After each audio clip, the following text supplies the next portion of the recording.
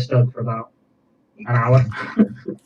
This young was like, I thought you were talking to yourself for an hour. Yeah. I was like, oh, felt like an absolute idiot. Well, you were streaming, and then I was on. I was doing like a Skype call. Yeah, we were Skyping. So I was in your headphones. While Yeah, everybody else was. I didn't set desktop audio. I think or some. I can't remember. Yeah. It's still there, and Mimi went outside on the deck, and it didn't even run away. I just had my. I'm waiting on 3 Roman auxiliary to complete my force, and they just turned up today, so we're building them up. Is that an extra sprue, is it, or what have you? Yeah, just bought a sprue online. Because I don't know if you've got the Victrix, or if you've got Victrix auxiliary, but you have enough to make 2 units of 8 plus 5 left over. So you come on 3 on a sprue, so it's kind of it's frustrating, but I think the sprue cost me like £4 or £5. Don't pay it. So what all are you guys working on right now? Phil, are you working on anything? I'm just about to start painting another French line battalion. Very nice. There's nothing wrong with another French battalion. Well, I know. It's just another. You got to keep going, haven't you? Yeah. You got to keep plugging on. Would you consider yourself a Bonapartist? Actually, I might swap side. I'm enjoying the French and painting the French a lot, and the cavalry. So maybe I'll start chanting "Vive l'Empereur." I think all Napoleonic connoisseurs are Bonapartists at heart. Yeah. But some of them maybe don't want to mention it. You working on your French cavalry as well? Oh, you're damn right. Nice. I'm doing the goal. Well, I'm working on dragoons right now, and I have 3 squads. You can probably see right here. Is this your 6 now? Yeah. Yeah. Which I put them together closer of how you guys how you recommended. They should be knee to knee, sorta. So I basically added double the amount, and and so I'm painting some dragoons up right now. 3 squads of them. I wish I had 24 more. That way I can make the 4th squadron, and then I could have the gray horses, sort of gray, sort of like white, whatever those squadrons were. I think it was like the 4th and 8th squadrons were gray and white and stuff. But anyway, I wouldn't have a clue, to be honest. So right now I'm working on the gold. So like the helmet, the saber handle, and the saber sheath. I think that's about it. Do you batch paint them all of them in one go, or? Oh yeah. I really like batch painting. The only reason why I wouldn't do batch painting is if I'm working on something big, kind of like, I don't know, like that for instance, then I'll just work on that. Yeah, that's not 6 mil, is it? No, it's not. But or if I'm doing like a test model, just to kind of see what colors I'm going to use, what some tips and tricks that maybe I'll run across that I can change, make it easier, make it faster. Do you think there's quite a big difference between that Napoleonic 6 mil and the ACW? Like more detail and stuff? Or? Oh yeah. Well, I mean, it's not I wouldn't say it's the miniatures and how they're made per se. It's more of the historical uniforms and all that, because I mean, you gotta look at General Grant. General Grant is he looked like an infantryman minus if you just take off the rank lapels. Yeah, I mean, it seems to feel like the Confederate commanders and generals tend to have a little bit more flair. Yeah, but I mean, put General Grant next to maybe Murat, then that's a big difference right there. Is when it comes to the uniforms and the whole presentation. Because you're getting into Napoleon, you're Napoleon 6 man, I assume you've watched Shark's practice. Shark. Because I think that's a real historically accurate way to portray Napoleonics. I have not delved please into. I'm trying to watch it, but I can't find it anywhere online. And just obviously, surprisingly, no streaming service wants to put it on there. Of course, I know about it, but I don't know. It's just I don't think I'd really like it. I'll find a video of basically it's every time Sean Bean says bastard in Shark.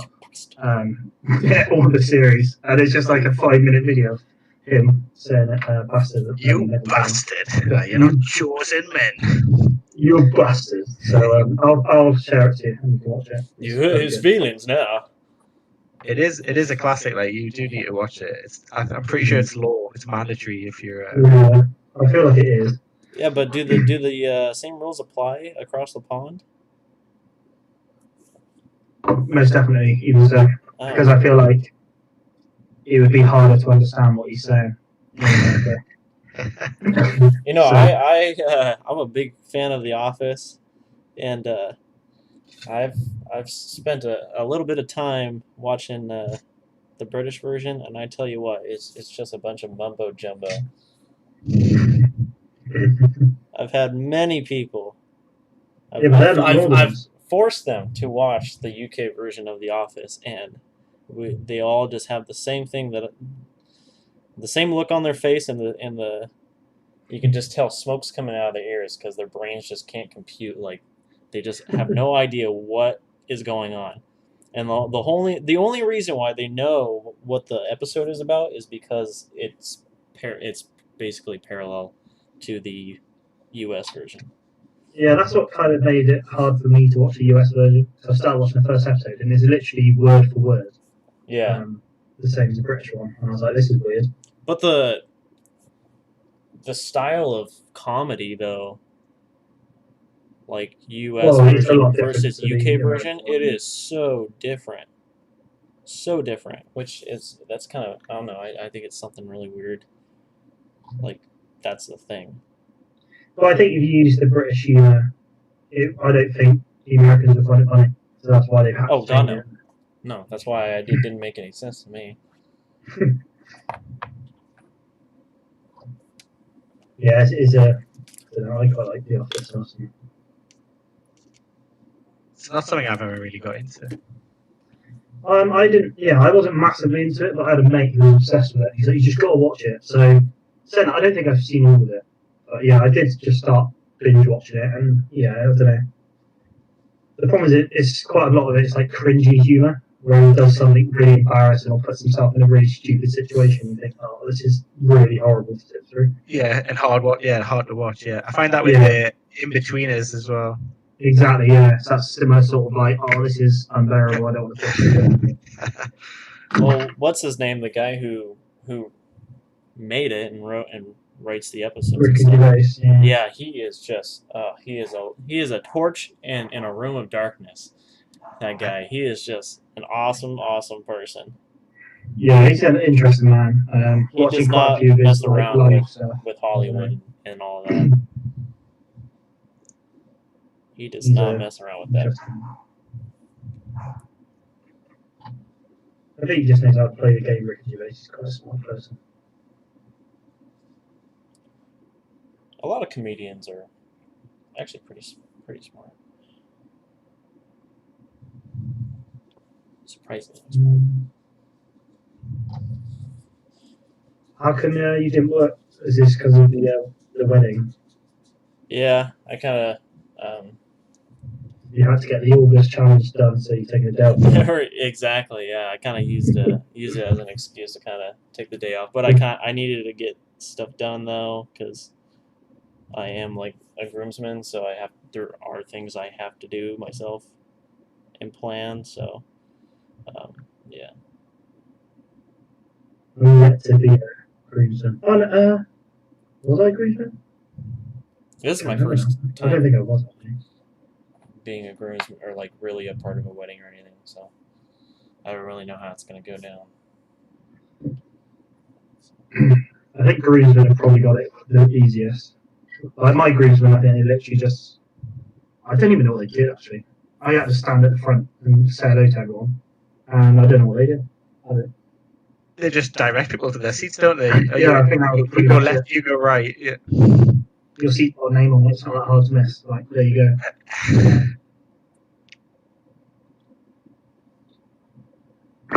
But yeah. Good times. Are you doing anything for the challenge, Matt? Have you? I don't think. No, I didn't. So, I was kind of like, for ages, I didn't want to spend much money, but I was kind of thinking, like, what can I do?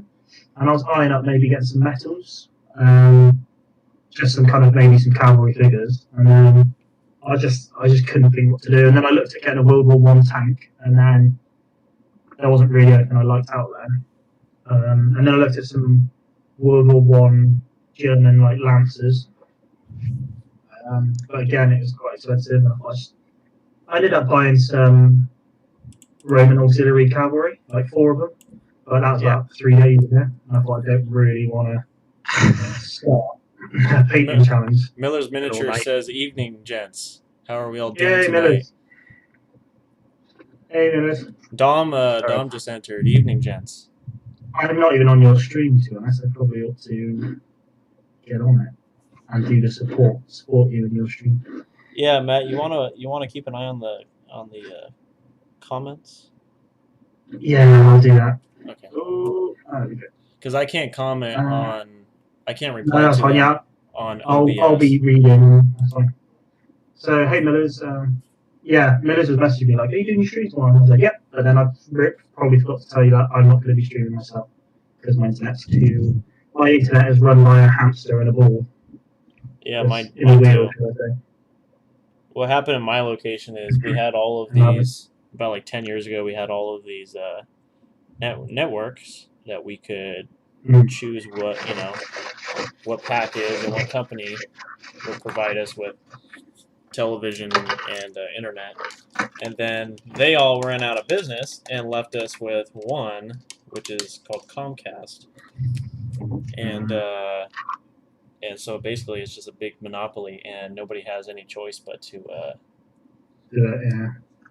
suck the pee-pee of their prices. And even though we can't have any internet whatsoever, it goes down probably every hour. Yeah, I just find like I haven't got the infrastructure for decent internet. It's all like running on old wiring. Oh, And, okay. Yeah. I was with Virgin like 3 years ago, and I kept having loads of issues. I just kept ringing them, and I was like, "This isn't good enough." And they're like, "Oh yeah, we're scheduled to come replace all your wiring in November." And then like a year later, I was like, "Yeah, it's no good." And they're like, "Oh yeah, we're scheduled to come do the wiring." I was like, "Well, you haven't." And they're like, "Well, yeah, we can't really help you then." I was like, "Well, I'm going to leave." And they're like, "Okay, sorry." Right. And I was like, "Brilliant." So I ended up going with Sky, and it's the same story. It's like, it's pretty crap. But I'm in like quite an old part of Bristol, so it's going to come to us eventually because they'll run out of other places to put decent stuff. So.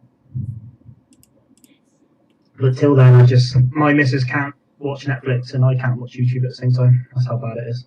Oh dear. It's sad because especially when I quite like doing the streams and stuff. But if I were to have you guys chatting now on cameras and me trying to stream, it just wouldn't work. I tried to do it last night, and Millers will be my witness. It was like, yeah, just kept cutting in and out, and wouldn't connect to YouTube and ultimate toilet internet. So I just have to swallow it and accept I'll never be a famous streamer. And then make it big time. We did that live stream battle with Tabletop CP. That was pretty cool. Oh, nice. Also, another, randomly popped in my head. Oh, maybe he's not on. Was it Northern Realms or something like that? He did a live stream earlier. Yeah, yeah. I was There's going to loads- check it out. By dragoons. They do loads of a song of ice and fire, a song of ice Yeah. and pretty Cool. they're quite into the tournament scene. Actually, Daryl and that I think they've run a few like real local tournaments as well for that game. So, Oh, nice. I think they get spreadsheets out and that. I think they really go into the meta as well if you're that way inclined. Ooh. I haven't really watched much of Song of Ice and Fire. I watched a few people do some basic games, and it just seemed like a real basic version of like Warhammer Fantasy, isn't it? I don't know. Maybe I'm not. It is in terms of like the miniature moving the miniatures, but I think the I can't remember what it's called, but the where you do the political by putting in the buffs and debuffs and I think that's where all the strategy comes in. But Okay. I have got that. I started painting it and then got put back on the shelf. I like the look of the miniatures and stuff like that. So maybe one day, but it's sort of kind of one of those. Oh, I want to start that army, and then I want to start this army. So it's kind of a list of 100 armies I'd like to start one day. But I had a hankering for like getting back into a fantasy sort of setting, like fantasy battles, big armies, and that. That was, yeah, I thought that might be the game to do it, but it wasn't for me. So. I've always wanted to do like a 6mm of Lord of the Rings. I think there's one guy that actually makes his own 6mm miniatures. He sculpts them up and then cast them and stuff. And then also he's made like big sieging towers. Yeah. You can find it on YouTube there. Just look up like 6mm Lord of the Rings or Third Age or something like that, and yeah, he's made like all of the orcs and stuff. He's made himself. It's pretty cool. I was going to say Phil, but he's gone. Like looking at fantasy, I don't know. Saying that, I'm not even on your chat. People have been asking stuff. Oh, Don's been asking stuff. Sorry, Don. UK's a crap BT. Yeah, so it's like open reach and stuff. Even if Sky talk kind of. Yeah, so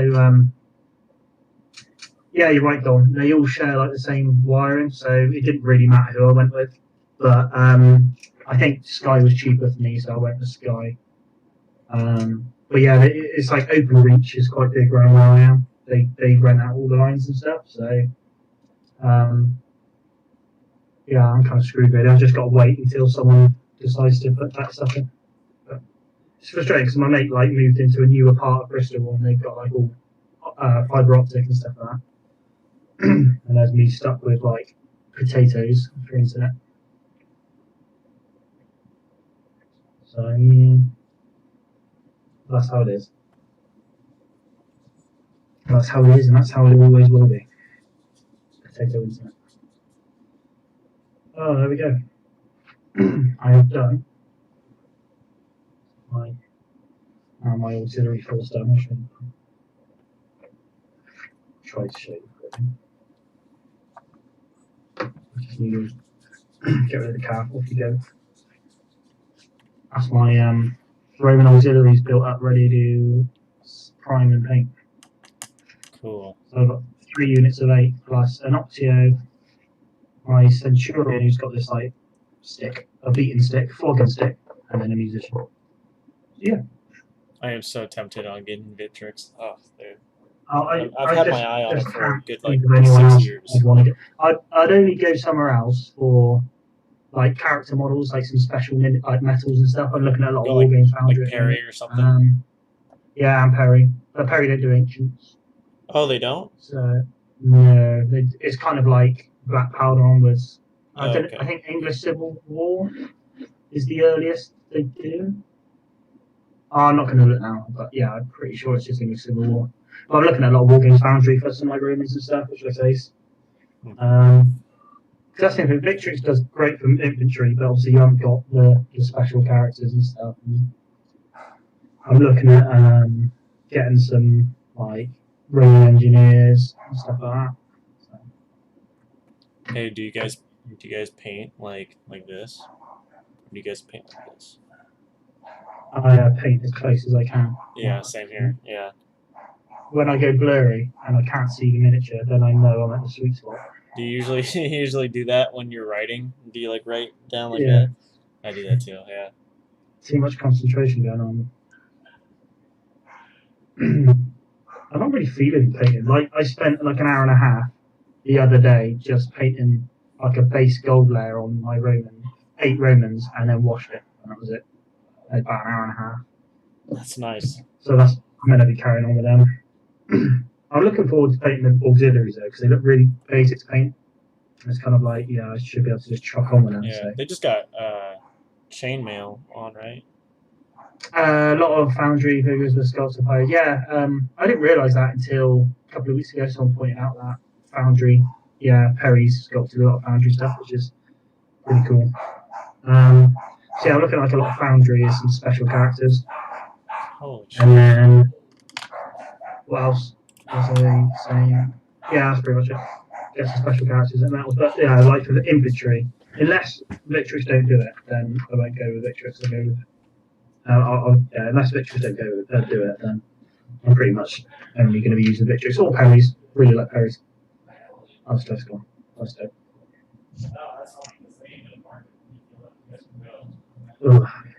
I've never experienced any Perrys yet, actually. Never. I really like that stuff. Did you buy any? I think they're awesome. Yeah, kind of. Well, I bought all my ACW stuff Perry's, and I've been looking at other stuff for the Perry stuff. I got some Anglo Zulu from Perry's actually, and some Nice. Desert Rats. Yeah, so I was looking at the Modest, the Perry Modest box set, the plastic box set. yeah, I really like the Perrys. Must admit, I think they're awesome. And for like the price as well, like you just can't not price like that. That's what's put me off Foundry stuff. That's probably a bit more expensive, isn't it? Yeah, Feel- but then kind of. Well, yeah. I guess if you're buying infantry, it's quite Well, that was expensive. it. Because I was looking for Ancient Britons. I was looking for some Celts from Yeah. them, but they were a bit rich. I think for special characters, War Games isn't that bad because they have some nice characters and some nice poses and stuff. But yeah, I probably would just go your standard infantry. Like for the next challenge we're doing, I voted for scouts, so I'm thinking of trying to do like for infamy. You kind of have deployment points and ambush points and stuff. Yeah. And I thought it'd be nice to try to do like some scout figures and stuff like that on like a big base and have them as a bit of a Valites. diorama. Evening, Leon. Hello. What's up, Leon? Cool. Sorry. Yeah, people. all my Romans are Aventine. Actually, they're really nice. Yeah, well, I'll probably ask you advice because is it Imperial Romans? Yeah, Imperial Romans. Yeah. Yeah, I was looking at some Aventine auxiliary archers. I was wondering Yeah. what you thought on them if you've got them. You know what? I haven't got any archers, and they were on my list of next to buy, and Yeah. they obviously took their range down, didn't they? Oh, did they? Have they put it back up? Basically, I think they got I'm pretty sure absolutely they did. swamped with infamy, and they took their Yeah. Imperial Romans down. I'm pretty sure I checked a couple of weeks ago and they were up.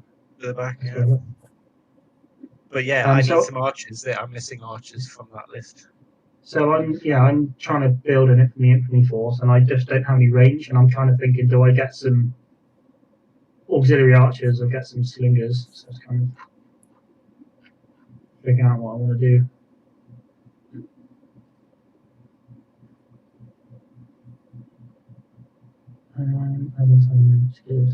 I think once I'm done with these guys, I think I'm going to do all my Cuirassiers. All the Romans are back on the Aventine site. They're back. What are you saying, Stug? Cuirassier is next. Yeah, that or Carabiners. But I think I want Cuirassiers because Cuirassiers are just. I think Napoleonic 6 mil would be a lot more fun because you kind of got all the like different uniform colours and stuff, and like I guess if you're planning it around a battle or a campaign, you can Yeah. kind of use battalions and stuff or regiments from that campaign. You're going to know what they're going to be dressed like. Like with the American Civil War, yeah, you did have units favouring different styles. Like I guess you could say like the Iron Brigade or the Zuars and stuff like that. But Yeah, the majority are going to be kind of the same. Yeah, I mean, I'm based up my stuff off the Battle of Waterloo, and like, there's obviously so much information there, and you can get the full orders of battle and plan down to the regiment, like what you want to do. Well, it's like, So I did the similar with my American Civil War. I based my 6 mil anyway. I based it off Gettysburg, Battle of Gettysburg. yeah. But then I'm currently going to try buy enough miniatures that I can cover the Eastern Theatre. Yeah, what I did was, money. thankfully to this book that I did the review on, this one right here, because it has all of those different types of uniforms, just pages upon pages, you know, and then it actually goes through. Here's like Saxony, What did you Polish infantry. Don's bought a load from Perry. I was wondering what Don's bought. Just spent a bundle on more Perry stuff.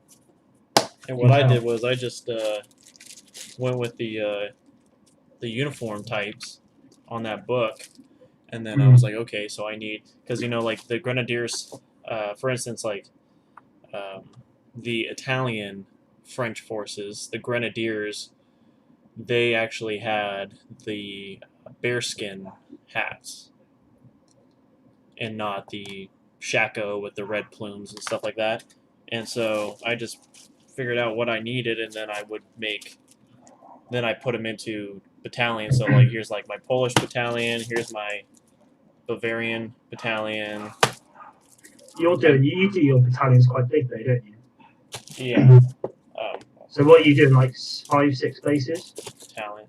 Battalion line. How many bases are you doing for your line I'll show you. infantry then? Yeah.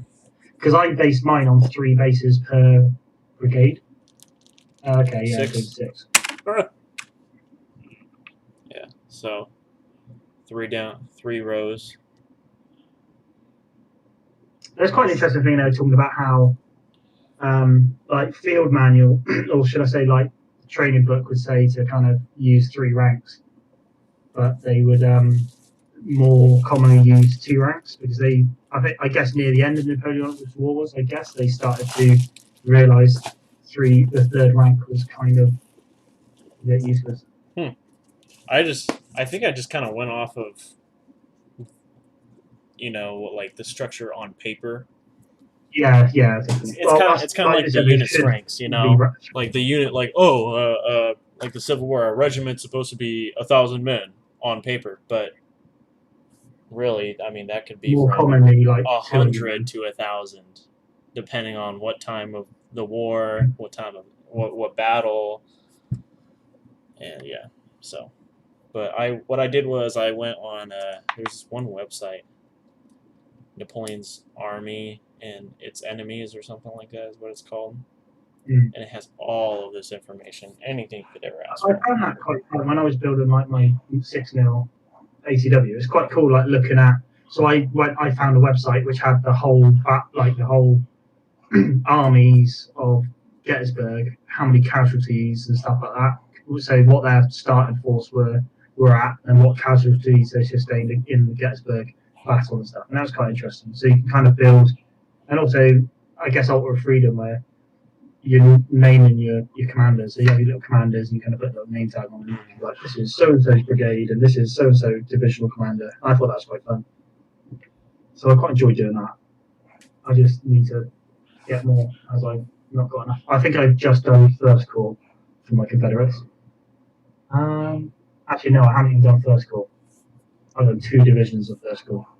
So, and that's using the bare minimum bases for the brigades as well. So I've still got a lot to do. What got you into American Civil War, Matt? Well, Stug and is it Project Wargame and Stug? Yeah. Yeah, I can never remember, but yeah. So, well, that got me to the 6 mil, I think.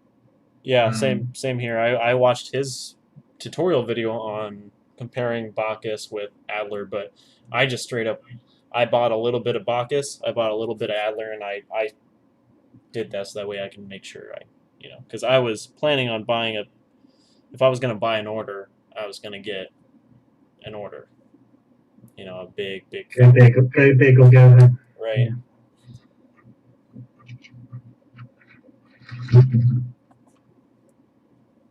But yeah, I don't know what really got me into ACW. I guess I didn't know enough about it, so I wanted to spend some time looking at it. I don't know.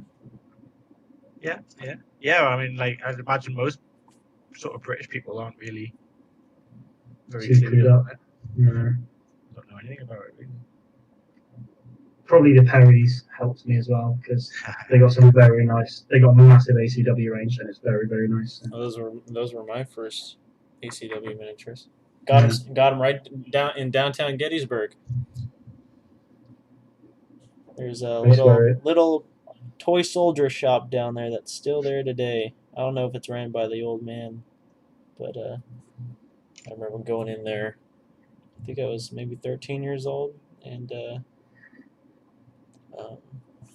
went in with my grandpa, and we looked at all this stuff, and I was like, "Ooh, what are these?" And it was I got the Perry Miniatures Cavalry box, 2 infantry line boxes, and 1 Zouave box.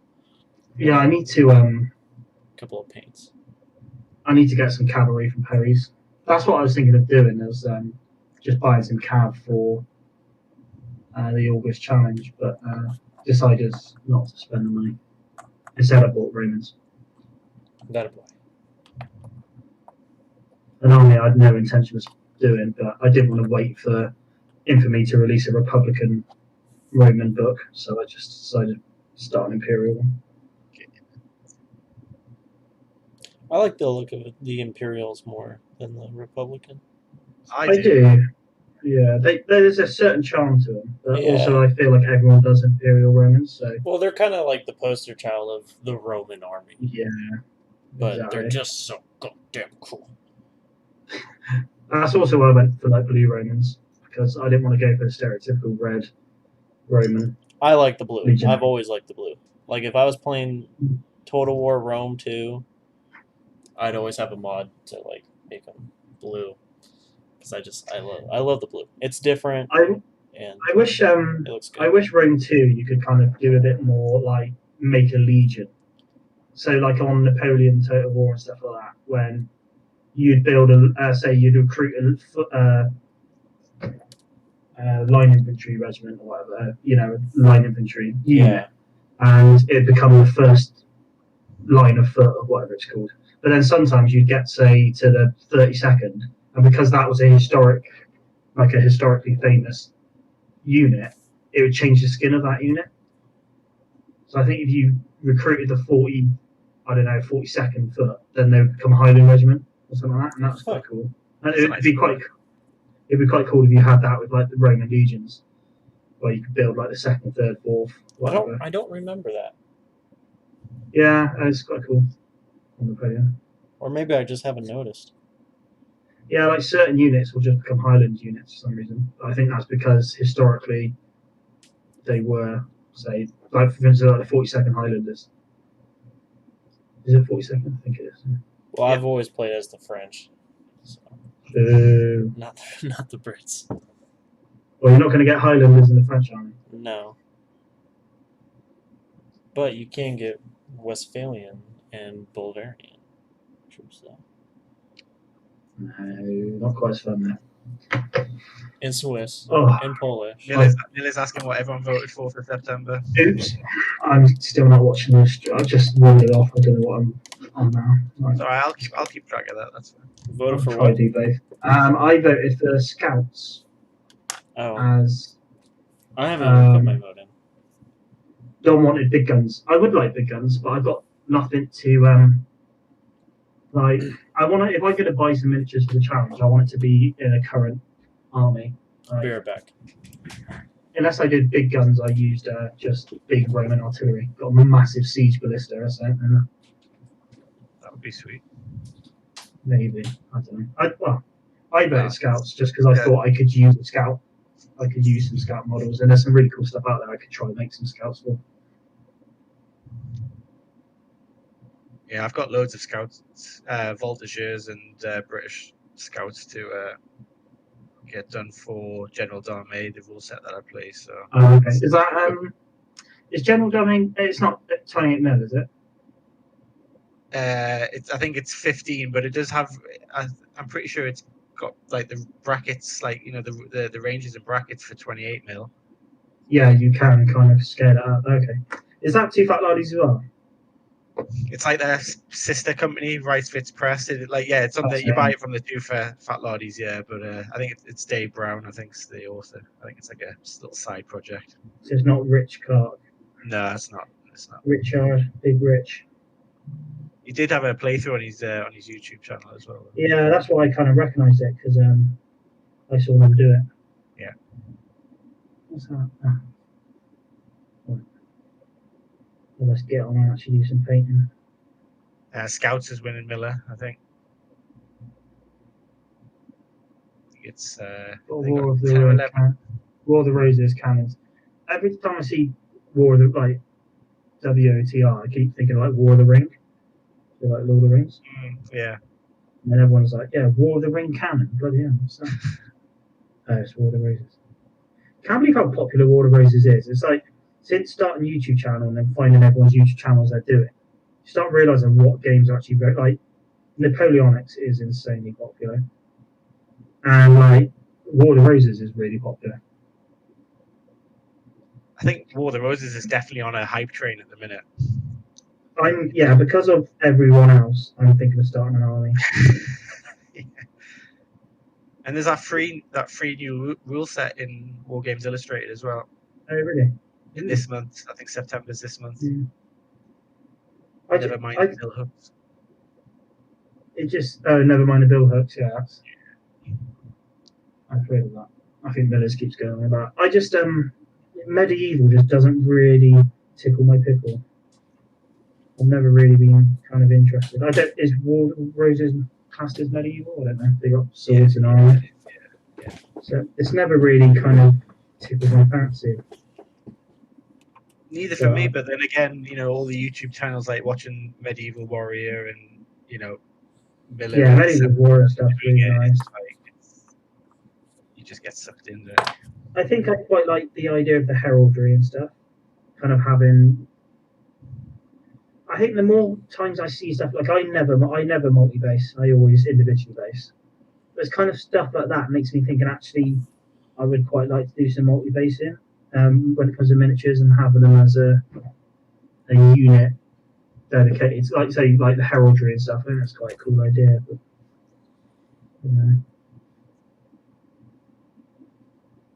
I've picked up a few models from Claymore Casting, some knights and that. I've got an idea for a little vignette that I might do. I think that'll just maybe tickle the itch just enough to nice. Do something and then move on without getting sucked into doing a full army. I'm just currently looking at kind of armies that I know I use. Yeah. And Infamy. Like me and my mates playing a bit of Saga. And I know we've kind of started looking at Republican and Roman and its enemies. So I got a massive Republican and Roman army. We've all got Greek armies now. Okay. So it's kind of, we've set in that era, just kind of waiting for a rule set to kind of pick us up. And like Saga Age of Hannibal might work for us. Saga's supposed to be good. Like I've never played it before. I played a few games. I can't say I played much. My mates have played a lot more than me. It is quite a good rule set. I think it's quite chilled out. There's not a lot going on. Like the actual dice rolling side of it is very, well, I'd say quite basic. But then you have these kind of skills. Each army has a unique like skill lists that you can kind of pull from during the game tactically, and that kind of. You activate, don't you? Like you can spend dice to activate a skill, sort of. Yeah, exactly. So each force gets a different kind of skill. What they call them like battle boards, and they'll have skills on. And those skills can be used certain times in the game. So I play like Normans, and they kind of heavily weighted towards having cavalry and kind of buffing into cav. And they're quite common. Like I find they're quite easy to dot in and out of with your cav. So you kind of jump in, scare someone off, run away, or someone tries to charge you and then you can react to them and run away. Just basically kind of really annoying way to just to annoy people basically.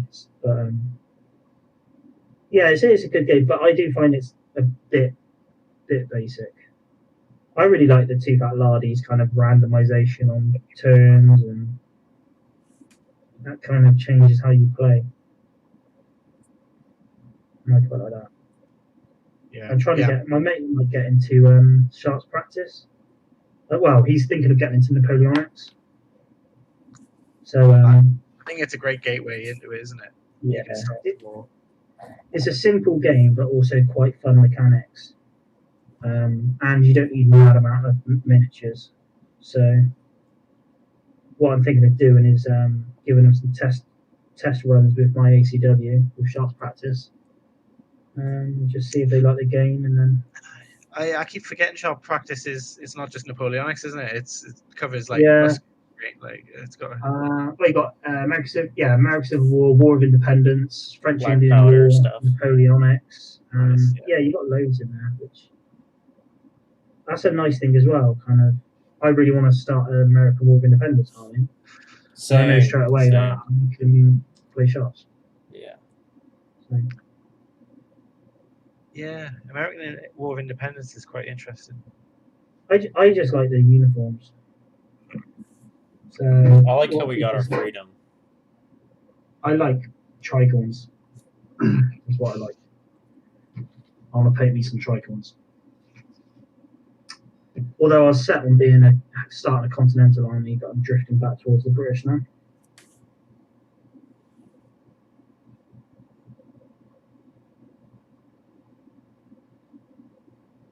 What scale would you start in? For if you 28 mil. I think. Yeah. I've never ever considered a different scale until 6 mil. And like the other day, I saw someone post on Facebook about, was it Facebook? No, it was a video. Can't remember whose video. Showing off their 15 mil. Is it Warriors? Something Sparta? I can't remember. Showing off his 15 mil ancient Greeks. Yeah. Then I kind of thought, actually, ancient Greeks, like ancients in a smaller scale, might be fun. But yeah, I'd mainly stick to 28 mil just because sort of size games I like.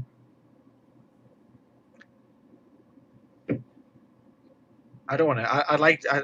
I want to try lots of different scales, but I don't want to jump around, and then you need terrain for all of that, and it just doesn't. Exactly. Yeah, that's what I'm kind of dealing with right now with the 6mm. Is like my uncle wants to start going on my Civil War game and start playtesting it and stuff, but it's like I don't have any 6mm terrain, so I gotta. The only thing with 6 mil terrain though, like it's not super too easy, much though. involved because like you see a lot of tutorials on woodlands being like foam, and you could make a forest out of foam, and it looks all right. And then, for instance, Ultra Freedom, the chap who makes Ultra Freedom on his website, he does the free downloads for the paper buildings. Mm-hmm. You just print off the buildings on a A4 piece of paper, and then you just fold them up, and they just make kind of some basic small buildings. So I think the smaller the scale, obviously you need more to it, but also things tend to be a bit cheaper. Like I bought a load of 28 mil scale Normandy buildings for some World War II stuff, and I spent loads of money on that, and I never used them. And yeah, it's kind of frustrating. But then I got a pretty good games club that's got everything kitted out, so it's kind of, I don't game at home. I've always thought about using 15mm like Flames of War or something for like bolt action. Where you just I know people use 15 mil for chain of command as well, I think. Yeah, 20 mil as well. I'm really favouring the smaller scales at the minute. I just like the feel that you get on the table with the smaller scales. We like the grand immersion. Like this is a big battle, and Yeah. I guess Yeah. that's kind of why 6mm goes along with black powder so well. Is that era of warfare is just so epic and large, and as history buffs and war gamers, we kind of want to simulate that as much as possible. We want to be that corps commander, or even that army commander on the battlefield. I mean, that's definitely the attractive side of 6mm. Is you do have that kind of like, admittedly you need a pretty big table, but you could play out like a reasonable sized battle. Just got to put the effort into it. That's how I see it. Yeah, like you see, what are they called? Who made Altar of Freedom? Little Wars TV, Greg Wanda. Yeah. So they've done Gettysburg, and what else have they done? ACW. They've done Antietam and Antietam, the first battle of Bull Run, which that was they used 28mm, or no, 15mm fire and fury. But yeah, those like 6mm ones they've done, they just look awesome. And you think to have like say if you had enough people there, you have 3 aside. You have 3 mates, maybe each one controlling a core or something like that. Yeah, I think it just make for a really fun gaming day. Yeah, well, that's what I'm trying to simulate with my rules. Is like that would be like having a bunch of friends, maybe like 3 on each side or something, and each one of them is a corps commander, and they have their divisions that have their brigades in those divisions, and they have their brigadier commanders and division commanders, and they just take care of their thing. You take care of your thing, and if you want to plan anything, you guys write, kind of like what Little Wars TV does. They just kind of write down on pieces of paper and say, hey, hold the line, or could you go around AP Hill's flank, AP Hill's core and stuff like that. Would you, like, the questions both of you, like, so they're in the chat talking about, like, so do you find that there's a silly amount of different scales, like 28mm, I guess you could say 32mm, I think that's just quite a common scale, 25mm, 20mm, yes. 18mm, 15mm, 10mm, 6mm, and even 2mm. You think, like, how many people are going to be playing all those different? I guess I don't know. We're just I feel like if I were to start a 15mm army in Ancient, say, I'd probably have a tough time finding the game. Like my games club I go to, it's majority 28mm. Imagine if I started a 10mm. I wouldn't know anyone who has a 10mm army. Yeah, I think it's absolute just ridiculous, really, because I'm just fine with having 3, maybe 4 different ranges. 32mm, which is rare, that could just be there for the people who want to do it. 28mm, 15mm, and 15mm, or 15mm and 6mm. You've just named all of them there, mate. Yeah. I think there should be all of them here. Just the weird ones like 10mm, 18mm, and that's just. I've got to say, 18mm has hit the sweet spot for me. Like, definitely, the 18mm AB are absolutely phenomenal, and I think it gives you get that small scale feel, but you've just got that extra detail on there. I genuinely think it's the top scale. Perfect scale. But then, if 18 is, like you said, is a really nice scale, like, fair enough. I haven't really listened to 18, but then, like, do we feel like there's a need to have 15mm or 20mm? No, you're absolutely right. And even in those ranges, the scale creep is happening within the range itself as well, isn't it? Yeah. Well, yeah. Chaos Space Marines are getting bigger and bigger. We don't talk about that on this. We talk about 40k. Wash your mouth out. We'll cut that out because we edit our videos. Censorship. Yeah, I just think it's like it's quite specific for a company to do 15 mil or so, and then another company to do this exactly the same thing but 18 mil. It's just mad to think. Like, I don't know. You've got that with Victrix, haven't you? They've just come out with is it 10 or 12 mil tanks? I don't know what the scale is, but yeah, they just brought out that. Which, to be honest, for like 20 quid for 6 tanks, I think that's quite funky, and I wouldn't mind doing like a tank warfare. Are you looking it up? But I don't. Okay. Yeah, I don't know. Yeah, I think they're. Scale I think they're 18 millimeter, or no, I think they're 12 millimeter. Yeah, 12. Yeah. Which again is in Goofy. Well, I don't know if it's no man's land, but what Pendragon has the 10 mil market covered. Like a good range. So why wouldn't you add to that? Or yeah.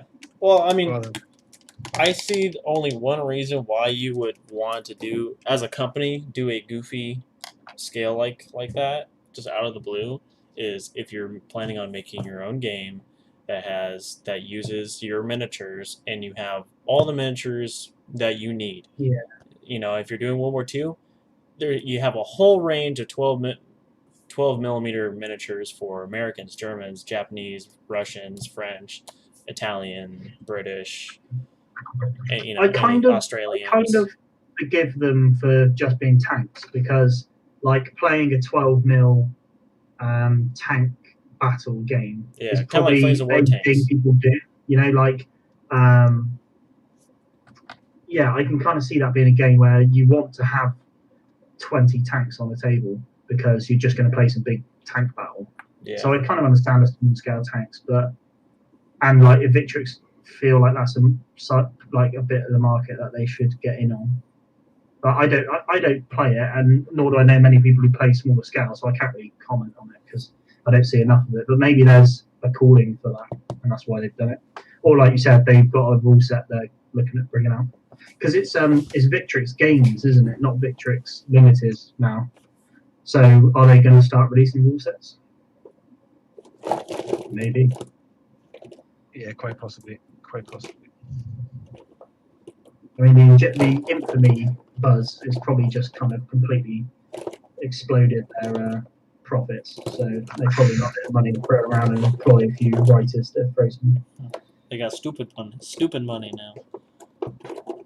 The Victrix Infantry they have come in just look terrible, if you ask me. They look so flat.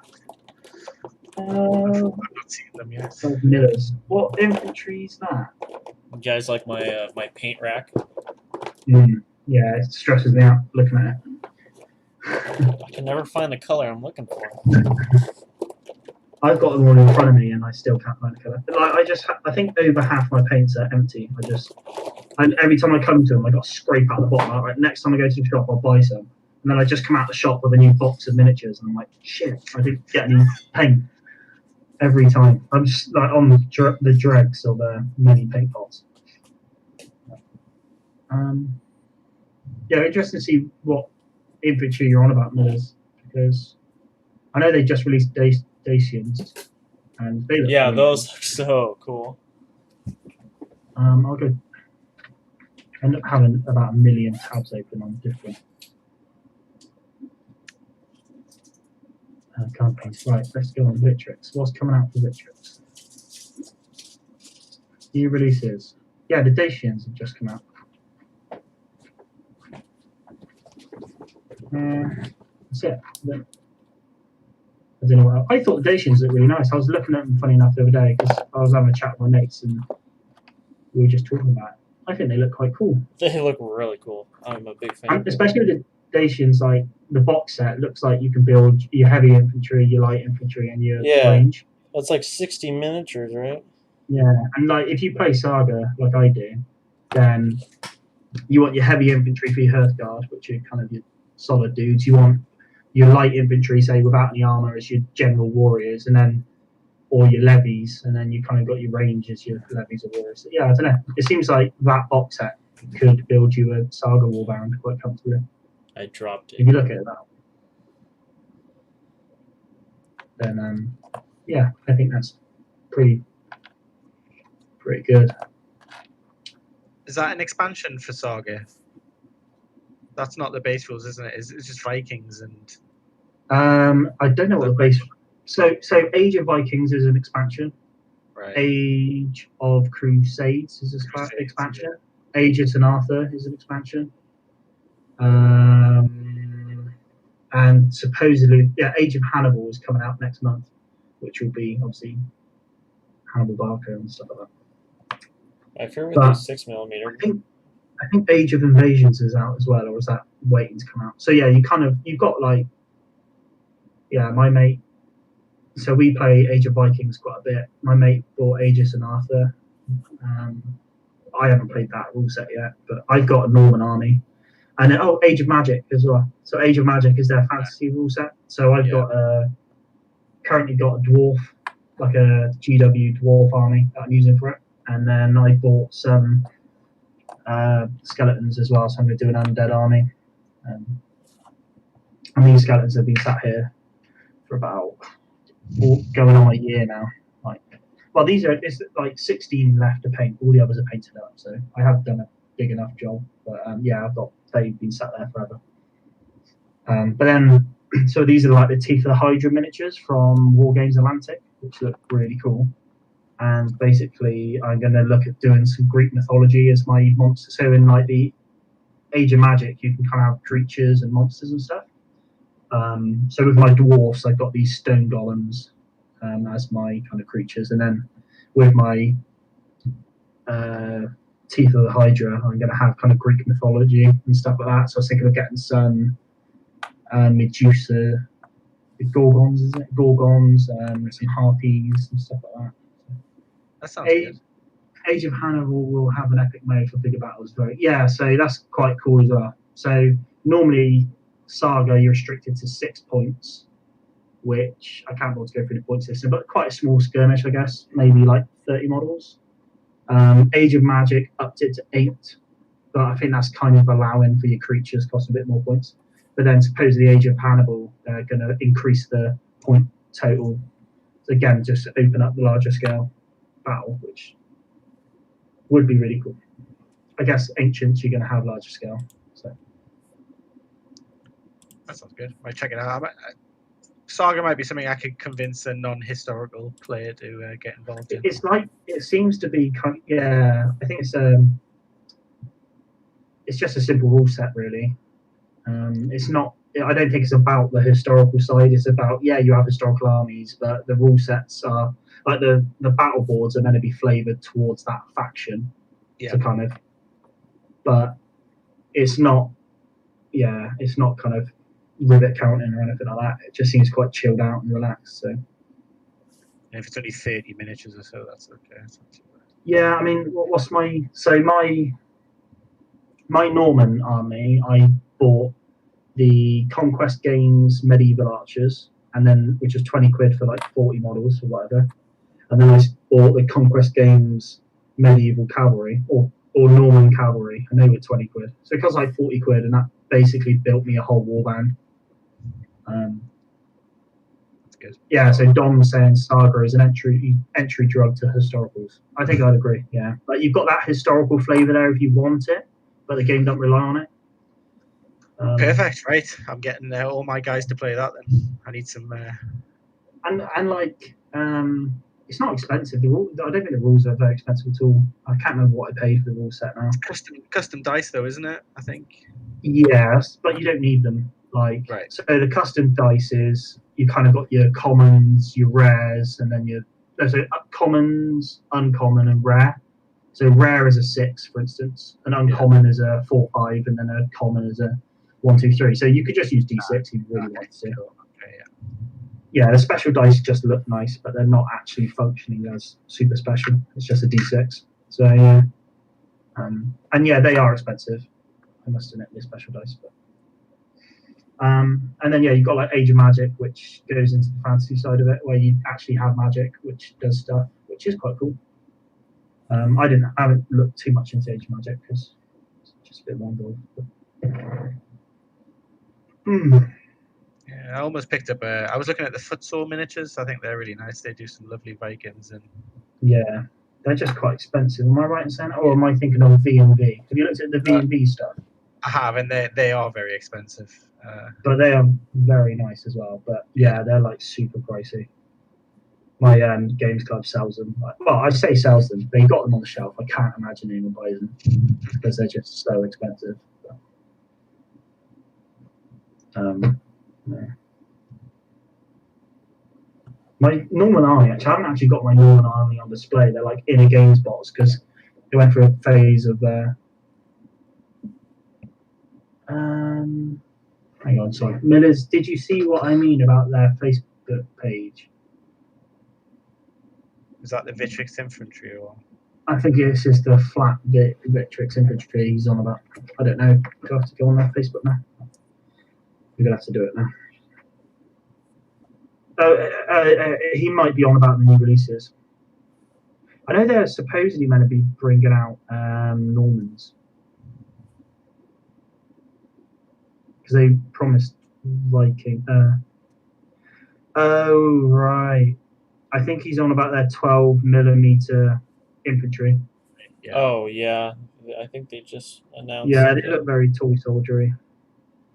I don't like the. I mean, I can't really remember what they look like, those new ones, but I just don't like the like they're always facing this way or that way. Yeah, and they're very flat. They're very 2D, I guess, is what I'm trying to say. I think that's what he's getting at, is that they are very much a flat sprue and they're a single mold. Yeah, it's kind of like what Flames of War does they're nowadays going to be with their like plastics. all standing to the side and stuff. I wonder how many you get though. Like 184 superbly detailed, 184 miniatures. So it's kind of like around Flames of War, sort of. Yeah, I mean 184, and that comes with like LMGs, mortars, command, anti-tank. Yeah, I mean that doesn't seem terrible. I get what he means though. Yeah, they are very, very flat. Like the plastics when they came out with the open fire starter set, those were awesome. The Grenadiers and the American Paratroopers.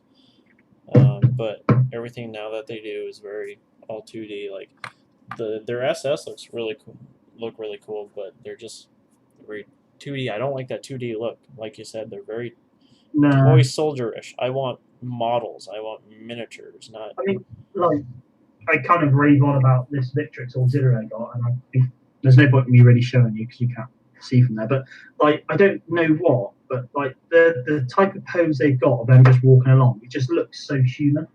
It just looks really natural, and it almost like I imagine if you did a good enough paint job, you'd be like, that's really cool. Like, it's not just a minute. It's not a little green plastic soldier man.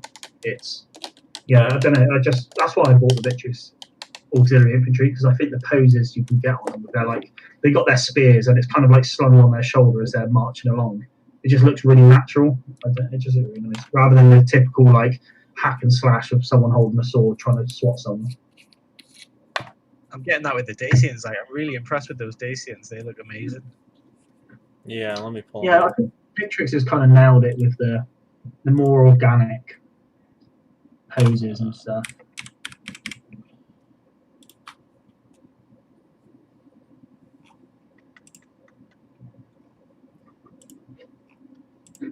Yeah.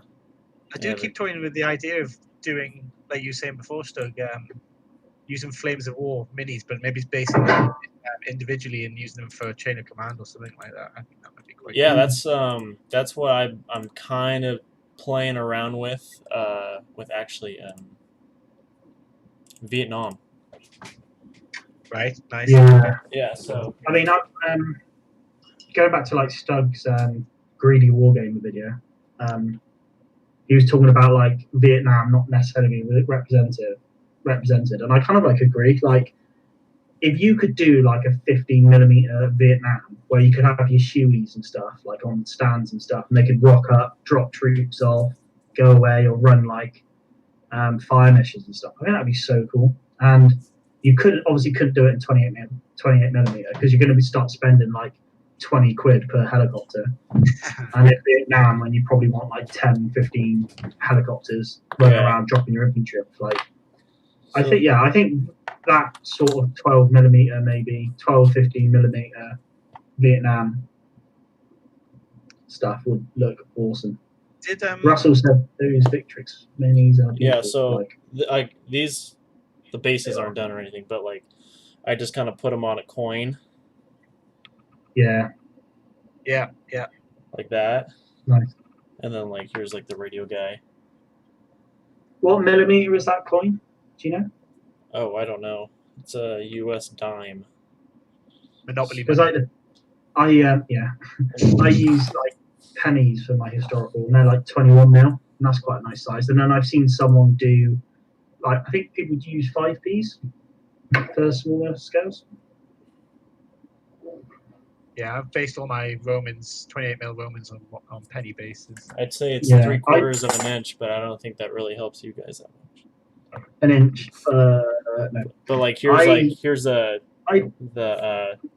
60 sort of base, right? And that's on like a U.S. quarter, and then here's like your medic base. And that's then, really cool. Yeah, and so like this is how it kind of scales up to the Flames of War, like Huey helicopters, which I did. Penny is going to be I built my helicopters with like a bunch of guys hanging out on the sides. Nice. I mean, that's what I'm saying. Like having that, that'd be really cool. Window painting. That'd be very cool. Which after doing 6mm, 15mm looks pretty big now. So it actually doesn't bother me whatsoever to have those represent 28mm guys. No, that would look really nice. And you with a smaller scale, like I was saying, you could kind of get away with having like 3 or 4 Hueys come in. Yeah. During the game and stuff. You know, if it was 28mm, there wouldn't be many people with 2 or 3 28mm. Yeah, well, I've already looked at trying to find 28mm Huey helicopters, and it's pretty hard. You'd have to go with 50 or not 156 scale, but something else. 148 scale. 148 scale, which that's just a little bit, I think, larger than 28mm, because I've always wanted to get those Empress miniatures.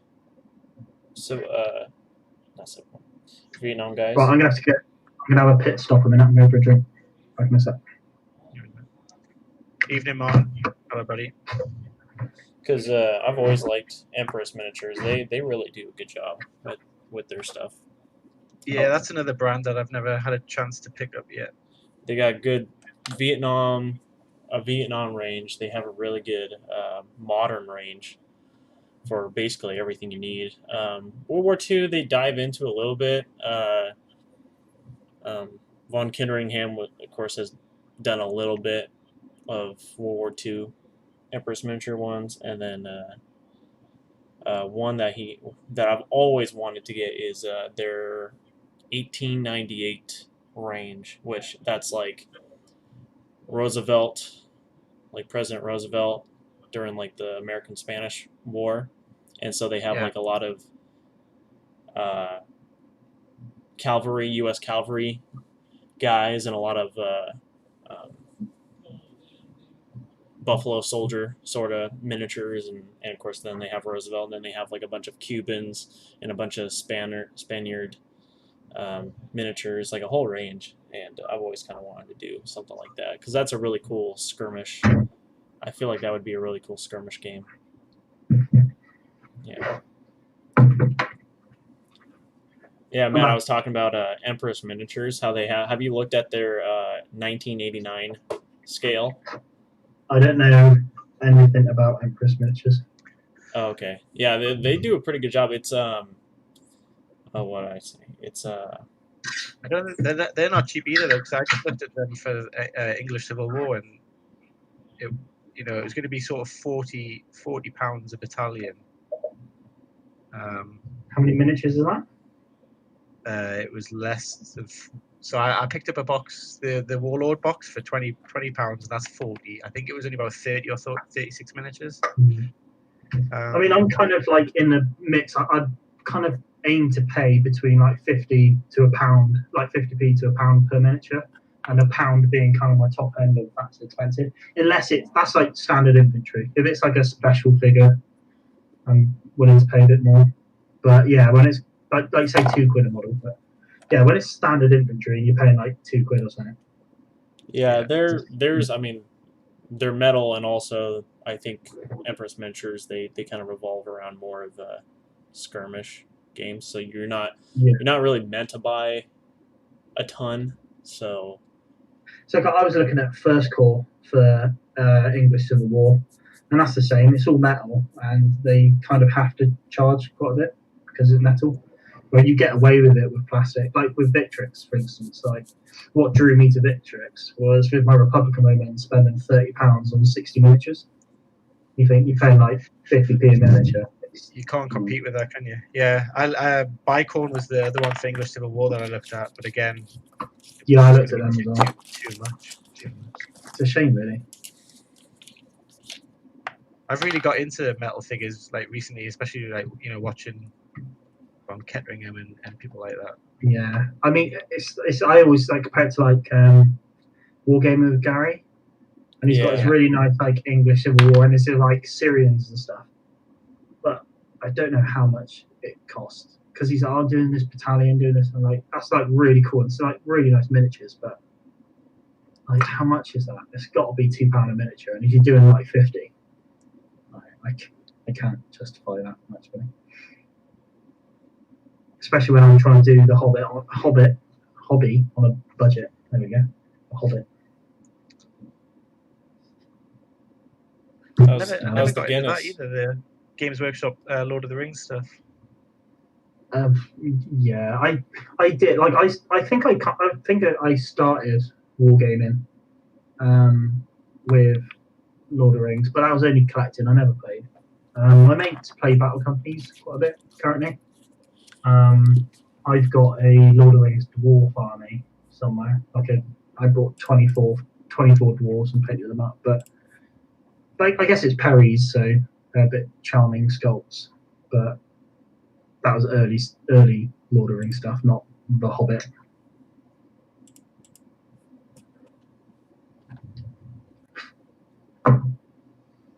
Don said he loves the English Civil War First Corps Cavalry. I have looked at it, but can't remember what they look like. I just end up opening so many tabs of Google different companies. I got a Napoleon. Check these guys out. Oh, nice. What's on there, mate? What was on that base? Napoleon sort of staff. Nice. If you can see it, hopefully. This camera's really weird. Sometimes it works, sometimes it doesn't. I've had to use a rubbish camera now because. But like I always say, that's what I get for doing the $35 camera instead of the $50 camera. Well, I used my phone. I downloaded an app, and then literally when we just started the stream, it pinged up saying you've used up your free version. Now it's stuck on a terrible resolution. I was like, it's like £10 or something. And I have a webcam. I just don't really use it. I'm just looking at some ACW 79th Highland Infantry on First Corps' website. They look really cool. Very cool. ACW Highland Infantry. I'm going to have to check out English Civil War. Yeah. You say ACW Highlanders? Yeah, ACW Highlanders. Cavalry. I looked at quite a bit of the First Corps. Oh yeah, they do look nice. Oh, hey, guess who? I woke up this morning and I got an email from guess who? Don. Yeah, Don Triani replied to my email, and yeah, so hopefully I can get his paintings on my told you to do rule set. That'd be pretty cool. But we'll see. So these guys? Yeah, yeah, is that the 79th, is it? There you go. Yep, 79th. Go back to what Dom says. The first corps cavalry looks really cool. I'm looking at the troopers with the lobster pot helmets. They look very cool. Very iconic. Barracks of War. But it's 10 quid for 3 cavalry miniatures. I'm looking forward to doing some Irish. I've always wanted to do Irish brigades. Yeah, but I don't know what you would do differently with them, apart from if you wanted to make the detail on the top of the helmets, top of the hats. Because did they have Yeah. clover on the top of the hats? Am I Yeah. right in thinking? Yeah, and then also their flags too. So like here's Oh, well, yeah, the flags. and then I mean, this a lot guy more. is wearing a green uniform. Oh, that's cool. And I really like I thought that that'd be on, kind of cool to represent. Gods and is it Gods and Generals? What was it? Yeah. Yeah, Gods and Generals when they're oh, I should know what this battle is. Is it Petersburg?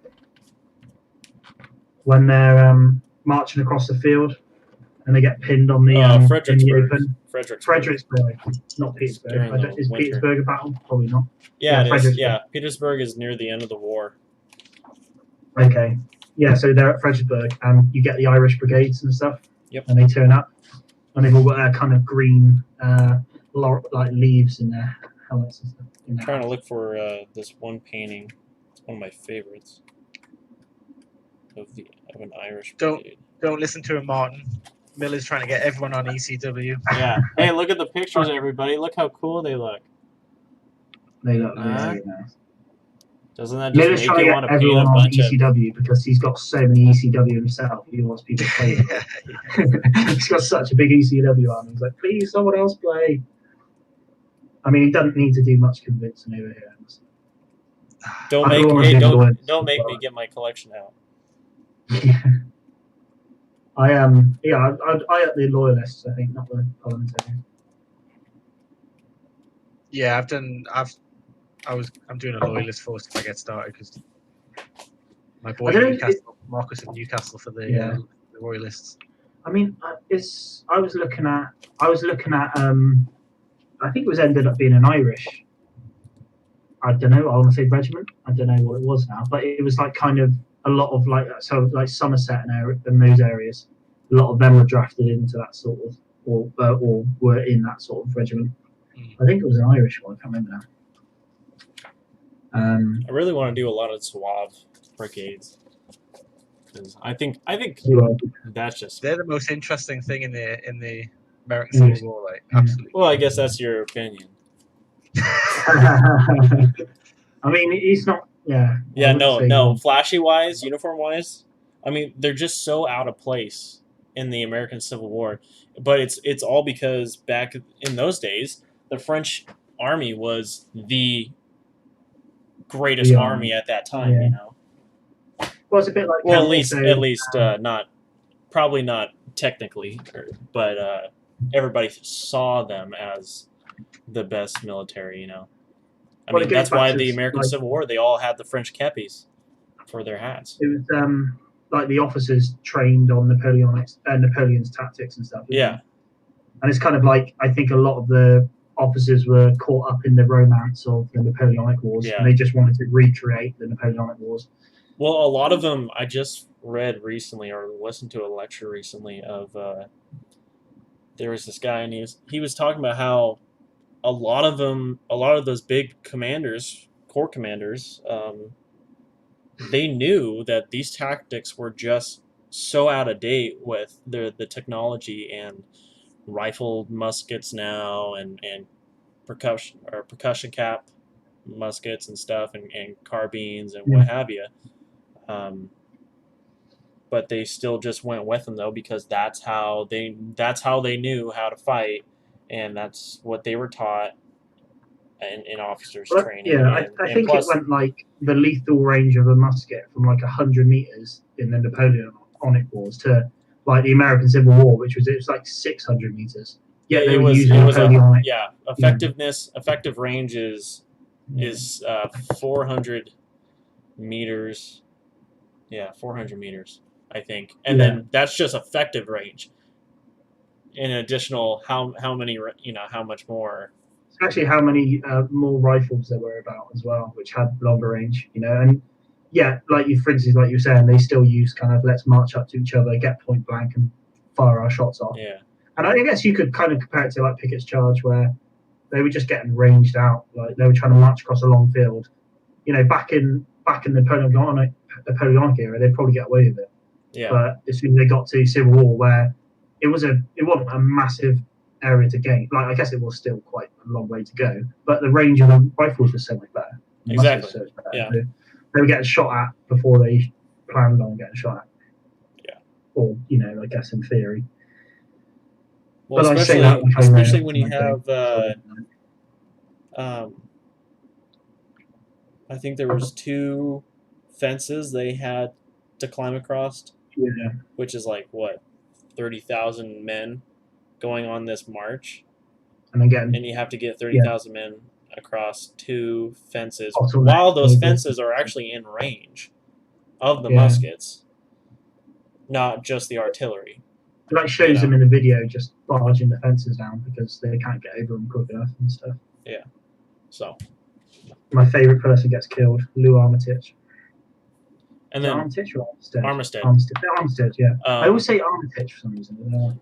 and also try to like as a commander, because the whole reason of fighting in line column is really to, well, one, be as accurate as possible, because with weapons, to be accurate, you have to mass your men, which masses your firepower and more damage you inflict, and also to be in a line, that way you can control them across the battlefield and maneuver them a lot easier, and try doing that with 30,000 men, and then go over being bombarded by all sorts of cannons, being in range of Union muskets of probably more than 30,000 guys on Seminary Ridge. I think it's Seminary Ridge. Or Cemetery Ridge. One of the two. And then also getting over those 2 fences and then trying to still stay in formation. So what you're trying to say is a really stupid idea to do it. Is that what you're trying Yeah, to I'll say? go ahead and say that, but I'm only saying that because I don't live in the South. We're probably boring everyone of ACW. So no one else really cares about it. Poor We tend to Longstreet. waffle about ACW, and I think we're the only 2 that really invested in it. Oh, it's great. I love it. More Zouaves, please. I saw, like I was saying to Stug the other day, like I joined a World War One group on Facebook, and it's just photos of World War One. And they had a photo of training. I don't know what year it was, but it's the French Army training, and it was them doing a battle charge, and it was Zouaves, and it looked really cool. Huh. They're like epic They all battle had charges. their kepis on. Yeah, it looked really cool. I'll have to try and find a photo. I'll dig it out if I ever look through that Facebook account. But Jeb Stewart was bucking the trend. Good old Jeb. The main man, Jeb. I don't actually have a 28mm Jeb. He's That's on the, he's got one hell of a beard. big old beard on him. Yeah. Longstreet and Jeb, big old beards. Yeah. Hood, he had a big old beard. Hood was. I'm a big fan of Hood. Hood is just an absolute badass. Talk about a guy. He loses an arm in Gaines Mill, I think, and then loses a leg also sometime whenever during the war. So he's got one arm, he's got one leg. He needs help with it by his staff officers to get up on his horse, but still goes into battle in the front of the line and just gives it to the Union, and then survives the war And then- dies of a disease. and then dies of Yeah. he had, I think he had like 11 children. Didn't they all And die of like scarlet fever or something? Horrible? Scarlet I can't remember. Fever came, and Yeah. he died. His wife died, and their oldest daughter died, and they left like 9 orphans, and most of them were twins. Like they literally had, I think, 5 twins. But there's a famous picture though of after their deaths, of a portrait of Hood and his wife, and then the daughter, and then all of the Those poor children. The photographer was like, "All right, let's get all of Hood's dead children. Let's all put them You need together go next to their stand by your portraits dead of their parents' parents, graves. and then take a picture of them."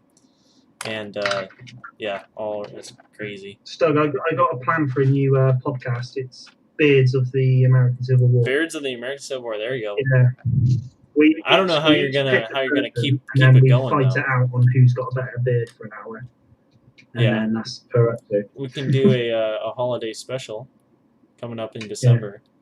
We can do Yeah. 2. Yeah. Wasn't the mutton chop a Burnside. American Civil War Burnside. thing? Is it? Or Yeah, Yeah. Burnside. Sideburns. Burnside. Supposedly it was his fashion there. General Burnside. Yeah. Yeah, think, maybe a holiday special. Kind of had the same thing as Picton in Waterloo. Picton. Always liked that actor. He's really good. He was in Ben-Hur. Jack Hawkins. Yeah. Ben-Hur. I really like Bridge on the River Kwai. It's one of my favorites. Oh, that was on the other day. Callum. I was up with the daughter early, and I was just about to go to work because I had to go in on a Saturday, and then Bridge of the River Kwai came on, and I was like, oh, Yeah. just handled it. So good, such good. I only watched it once properly, and it's actually amazing. Yeah, it's what's his name? Alec McGuinness. Alec Guinness, yeah. Obi-Wan Kenobi. What have I done? Obi-Wan. As if it's a million voices. You know, he was actually in World War II. He was a landing craft driver. Oh, really? Yeah, I knew he was in World War in the war. He was. He took. I think he took Americans to shore in Sicily, and then he actually, because he was a big stage actor, as all British actors were really at the time. Actors were back then, Yeah. He was like, "Hey, do you mind if I go back to England and do this play that's coming up? I've been rehearsing." And they're like, "Oh yeah, go ahead." So he goes and does that, and then comes back and is like, "Okay, skips out I'm on World War back." II because he's a stage actor. Nice. Yeah. Is it Christopher Lee was World War II as well, wasn't he? Christopher Lee. He was a U.S. bomber pilot, or maybe navigator or something. He was in a big flying fortress, I think. Yeah, many missions. We got some emojis going on there. What's going on? Oh, I'll have to take a look at the comments. I kind of take a look once in a while. Oh, what's going on, Alan? I can't help notice we've got 6 people in the viewing, yet only 3 likes. Jeb Stewart was bucking the trend. Yes, he was. Everyone hit the like button once you're here. Otherwise, I'll come around your house and stamp on all your toys. To quote Life on Mars. And unfortunately, our toys cost a lot more money than little kids' toys. I don't know. Those Legos are pretty expensive. I wouldn't want to step on a Lego, so I fear for my own foot. Okay, what to do next? I think I'm going to paint the carbines. I got a whole bunch of Normans I need to build up, but it's kind of bothered. I might dig out my 95th rifles again. So I've got 6 95th rifles that I need to paint up.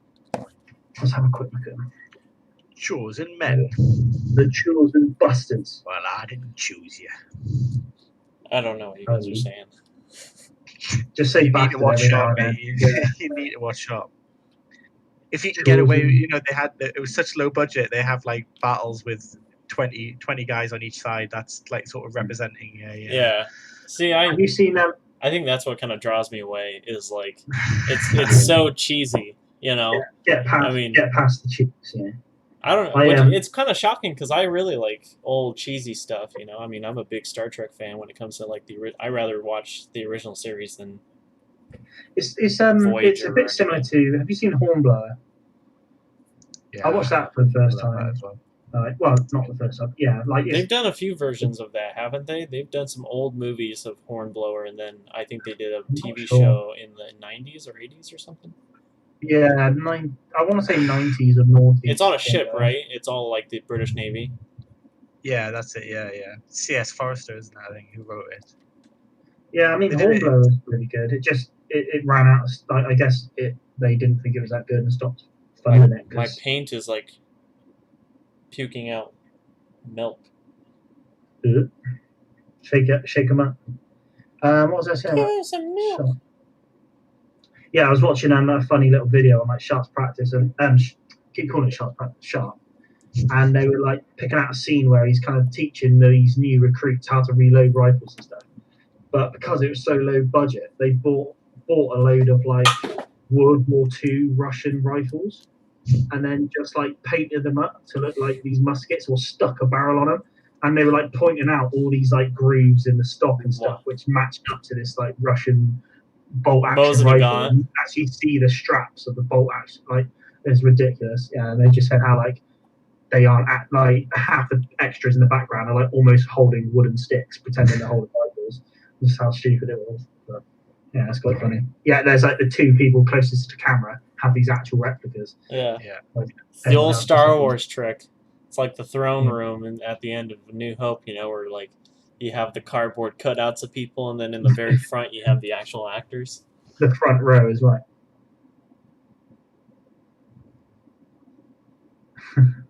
I do like Shark.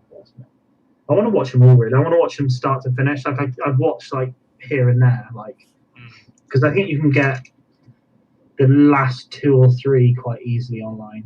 But it's kind of the first one, so I haven't seen like the first ones. When Yeah, I he think was, like, the Indian ones are on Indian Mutinies on Netflix. Yeah, you I can think get that. it's that Shark's Peril. Yeah. Shark's I had Peril. the, was on I there. got the box set for a birthday a long time ago. Oh, DVD. nice. Really good. I keep thinking about buying it, but yeah, I do like Shark. That's good. I wouldn't know what to do with a DVD these days, to be honest. Yeah. Alan Smith says, "Be happy in your work." Officers must vote. I can't remember what the Japanese. Your officer officers let you here, not I. I like that how they're like prisoners of war. Yeah. Yep. The officers have Code? to maintain What like strict- code? The coward's code. Yeah, he pulls out the book of the Geneva's code. You want to speak to me Is of it that- codes? Yeah. Bushido. Are you aware of the? What do you know about Bushido? Yeah. Sean Bean for you guys is like Clint Eastwood for us. It's just like a national icon of an actor. He's everywhere. Sean Bean. Yeah. There's not enough. Like when he was in Game of Thrones, like in the first series, I was like, this is going to be very, very It's good. the only reason why I I watched love it. It's Sean. the only Yeah, reason why I watched it. I was like, okay, Sean Bean. I Yeah. love Sean Bean. This is going to be very good. And then they kill him. I was like, for Christ's sake, like at least 2 more, 3 more series. You know, I don't like Let's the have show anymore. let him say bastard a few more times. But it's not to be. I do like a bit of Sean Bean. Yeah.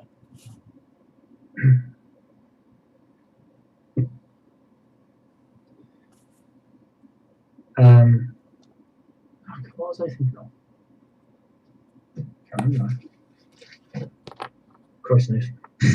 Miller says, "Can you name a film he hasn't died in?" No. Give us a while. Yeah, I think someone did a YouTube video of all of his deaths. Yeah. in one of I've those. heard of that. Right, I'm gonna. I don't know what he's.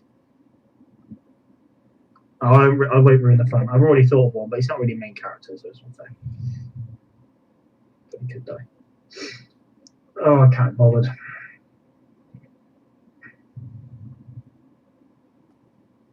Strange thing is, I've got very little actually to do on these rounds. I just can't hold it up. Let's go. That's the spirit. You can do it, Nikki. You can do it. Got his head off. I don't think he says head. Do you think you'll finish your cavalry before Monday? Well, I'd be in trouble if you don't. I don't know.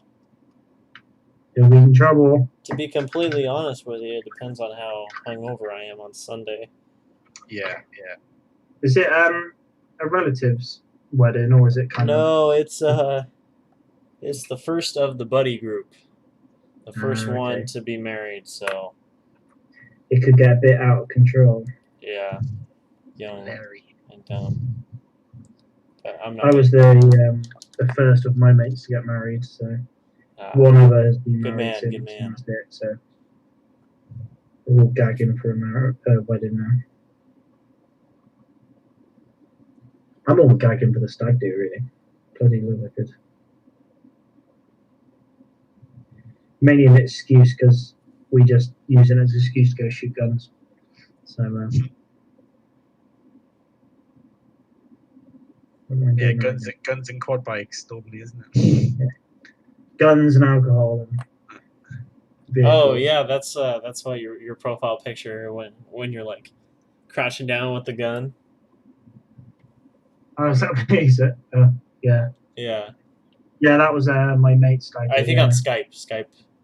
That's your thing. Yeah, I remember now. Yeah, it was my mate's stag do. Like we went to Prague, and we booked it with booked gun shooting, and we went to like an industrial estate. And it was like that's a bit weird, and we went into like an office block, and wait here, I'm like okay, and then like this crazy bloke, like Czech bloke comes, like, come with me. I'm like okay, and then like we walk out to the middle of this like industrial estate, and there's like a door. Like a door kind of just leading down into a tunnel, and we just end up going like underground, and there's just like this tiny little room with like a fridge with some beers in, like this scabby table with a load of ashtrays, and then like a gun range. And like, as the door was just kind of like they had insulation just sellotaped on this door, and it was just like it's like your host is like a Czech guy, in a wife beater that hasn't showered for like 2 days or 3 days, and he's like, happy bachelor party. Well, we shot a AK-47, but it was modified into a shotgun, so like an AK variant of a shotgun. Yeah. And like honestly, I never felt anything kick like that. And he's like, I don't want to say what he actually was saying to us because I don't want to swear, but yeah, and he was just like, "Oh, come on, guys! There's kids in Africa shooting these guns." Like, there's a couple of the boys in the group were like, "Yeah, I'm not going in there shooting that." He's like, "There's little kids in Africa shooting these," and that's so funny. He was absolutely lunatic. But I think I paid like an extra £10, and I got to shoot a Desert Eagle, so I quite liked that. I enjoyed that. What I would like to do next time is try book like some like historic guns, so maybe like some World War II guns or stuff like that. I don't know. I think that'd be quite fun to have a go at. Hell, go to Vegas. Go to Vegas, and as long as you got the money, you can basically do absolutely everything. They you can actually they have M1 Abrams tanks. As long as you pay the price, you can drive one if you want, and if you have a little bit extra cash on the side, you can actually run over a car and crush it. What about shoot the tank? I don't know about that. I think it's in like. Yeah, I mean, it's in Vegas, so they kind of don't want tanks shooting stuff. It's not like out in the middle of the desert or anything. Maybe, I don't know. Anything There's goes. going to be someone there that you anything goes in the States.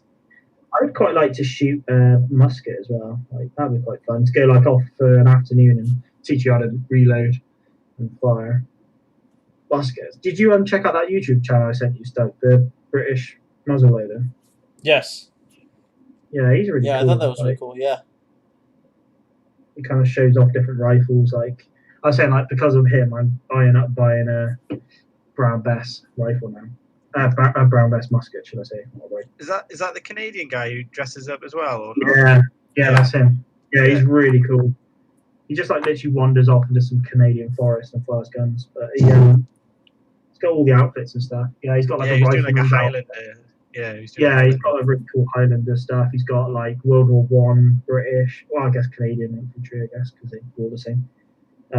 He's got his Highlander. He's got his Anglo-Zulu War, British uniform. And he's got like all the guns and stuff. He did a really interesting video on him making his own cartridges and stuff as well, which I thought was quite cool. That's a really interesting channel. If anyone in the chat is bored and just wants to see someone shoot historical guns, I would definitely recommend it. I love watching it. But he did a video of his like the Baker rifle, which is really cool.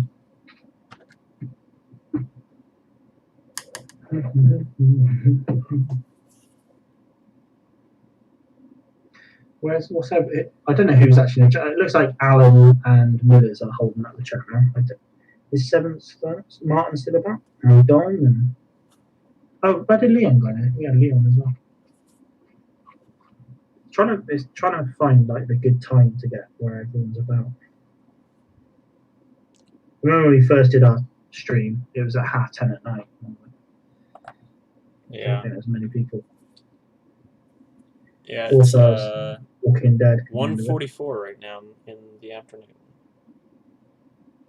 But I'll have to get going here in a little bit. Nice one. Pretty Yeah, soon. I'm going to bail at 10. Okay, yeah, same here. 10 seems like a good idea to go. I'm going to get in bed and have an early-ish night. There's a very high chance I'm going to be woken up at like 5. When we did our stream last, Doug, it was like 12 o'clock finish. And then my daughter woke me up at 5. Oh. And then that was it for the day. I was like, I feel so horrible. It's Friday night, man. Go to bed early. It's time to get some sleep. I'm not a young whippersnapper anymore. I need my sleep. Yeah. Evening chaps. I don't require much sleep. I usually get around 5 hours a night, and then I'm good. Hey, Jim. Oh. Evening, mate. Good to see you.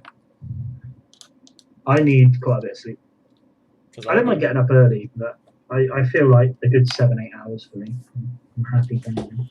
Well, I'll go to bed at I have to kind of go to bed at midnight, right there at midnight, and then wake up at 5 for work.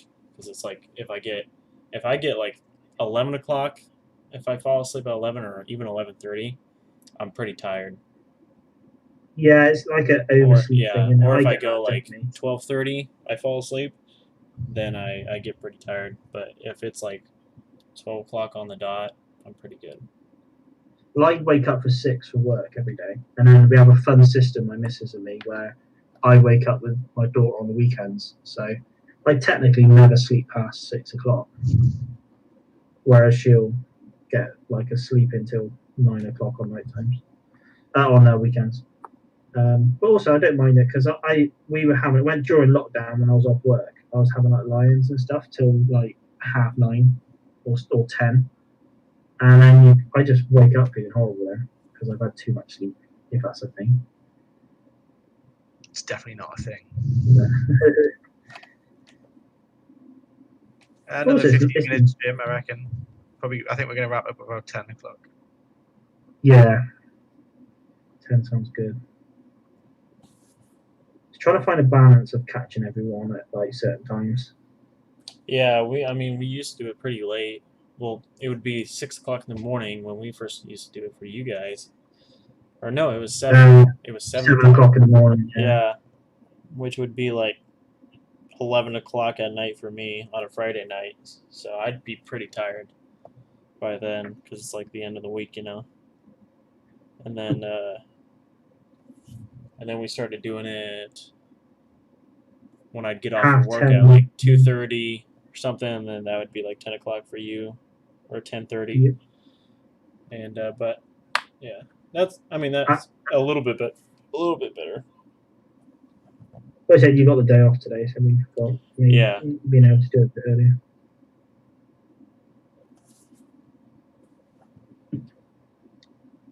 Mm-hmm.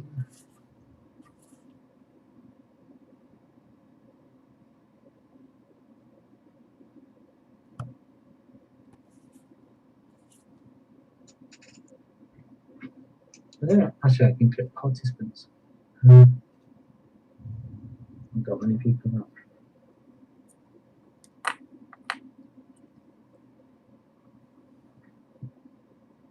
Do any of you use a wet palette? Oh yeah, Yeah, I've got a wet palette. I use the Army Painters wet palette.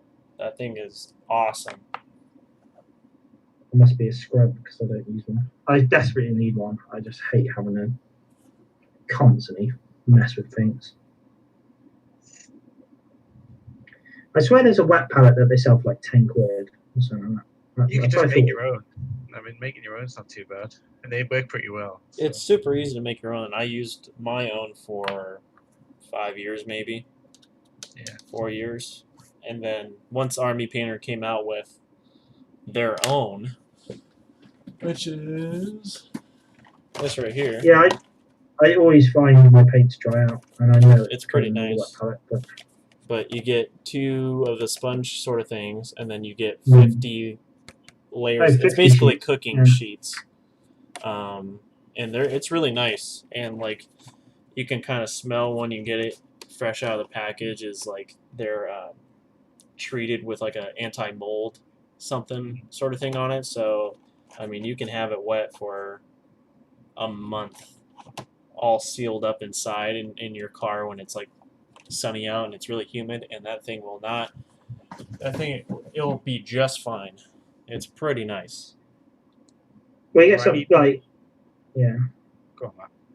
I was just going to say, like, when people mix paints a lot, I think they're very good because people don't want to mix a paint, do a few models, come back another day, and then have to remix. Yeah. I'm lucky that I stick to paint pot colors. I don't do a lot of wet blending. Like, I don't do any it just of that. it is handy. Just you're not. It's just saving that bit extra paint, isn't it? You just Yeah, it'll last I a always bit. find when Yeah. it runs out, dries out. Plus, I Well, put like these little like tracks, metal tracks for like flames to wear on the side, so that way when it's wet, it doesn't like wrinkle up or anything like that. Yeah. Side there, kind of weighs it down. That looks good. I've got the red grass one. Works. Oh, okay. I kickstarted that. Oh one, yeah, I've seen that. Yeah. years ago. It's pretty good. They're all the same, aren't you? Like I say, you can make your own fairly easy. Yeah. I Had used a to make homemade one mine for out of ages. the foam that would come out of like blister packs and stuff for Flames of War. That's pretty good. I might look at making one then because I just got a budget plastic tray, which I just I think that's everything, rough. all the dry paint on there. You laugh at me like I'm some peasant. Don't judge me. I didn't vote for you. I vote you. Yeah, I probably ought to mess with them, to be honest. Especially when I seem to be doing a hell of a lot of paint. I paint more than I actually do anything else. I don't play at the moment. Just paint. Can't afford to play and not paint. If I'm not painting, then it's not on. I like my games club's open now, like, and they are safely doing it. Fair enough, but they've restricted to only 2 people per table. And when I game normally, it's like me and my 2 mates, and we just have a bit of fun and a bit of a chill out. So I kind of said to them, like, not being funny, I don't really want to go there at the moment when we can't all go there together. I don't see the point. So, till let's do that. Okay. Also, I got busy weekends anyway, so I'm a busy person. Too busy for my own good. So I don't really have time to game anyway at the moment.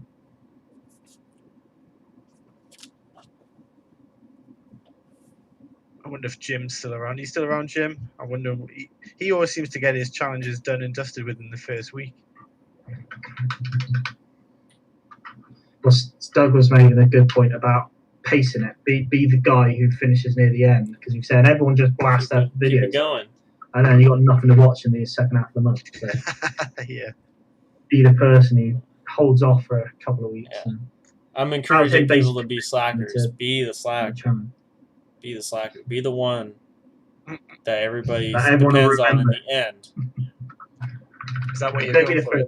Is it? Exactly. I don't even know if I'm gonna be finishing. That's how good I am at being a slacker. So you're telling me I should start my August challenge now? Yes. I mean, if I felt like I could sit down and paint them in a couple of days, which I know is in my ability to, then I would do it. But I'm just so like out of the painting mood at the moment. I don't think I could do it. Yeah, I'm not doing too bad. Just kind of, yeah. It's kind of annoying because like in the last, well, not the last few months, but I did my massive 6 mil cavalry project, which would have been kind of perfect for this challenge. I'm not going back into it anymore. I think I'm gonna do the skin next.